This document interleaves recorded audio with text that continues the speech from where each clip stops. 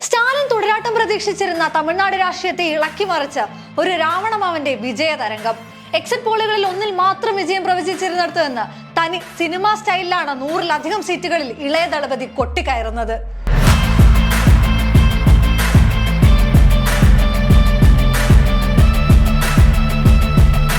തലൈവരെന്ന് വാഴ്ത്തപ്പെട്ട, എതിരാളികളില്ലെന്ന് കരുതപ്പെട്ട സാക്ഷാൽ സ്റ്റാലിനും മകൻ ഉദയനിധി സ്റ്റാലിനും ആ ആവേശ കൊണ്ടാട്ടത്തിൽ കാലിടറുന്നതിന്റെ ആവേശ കാഴ്ച.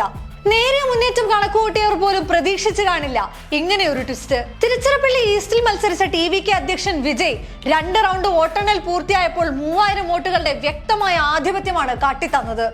DMK കോട്ടകളായ ചെന്നൈ നഗരത്തിലെ മിക്ക മണ്ഡലങ്ങളിലും TVK സ്ഥാനാർത്ഥികൾക്ക് വമ്പിച്ച ലീഡുണ്ട്. പൊന്നേരി, തിരുവള്ളൂർ, പൂനമല, ആവടി തുടങ്ങിയ മണ്ഡലങ്ങളിലും മുന്നിൽ TVK തന്നെ. മുഖ്യമന്ത്രി സ്റ്റാലിൻ കൊളത്തൂർ മണ്ഡലത്തിൽ ലീഡ് നിലനിർത്താൻ പാടുപെടുമ്പോൾ DMK ജനറൽ സെക്രട്ടറി ദുരൈമുരുകൻ, ആരോഗ്യമന്ത്രി M സുബ്രഹ്മണ്യൻ, IT മന്ത്രി പളനിവേൽ ത്യാഗരാജൻ തുടങ്ങിയ പ്രമുഖരെല്ലാം പിന്നിലാണെന്നാണ് റിപ്പോർട്ടുകൾ. തമിഴ്നാട്ടിൽ അങ്ങോളം ഇങ്ങോളം വിജയ് പടർത്തിയെടുക്കാൻ ശ്രമിച്ച ഭരണവിരുദ്ധ വികാരങ്ങൾ ഫലം കണ്ടെന്ന് കണക്കുകൂട്ടൽ.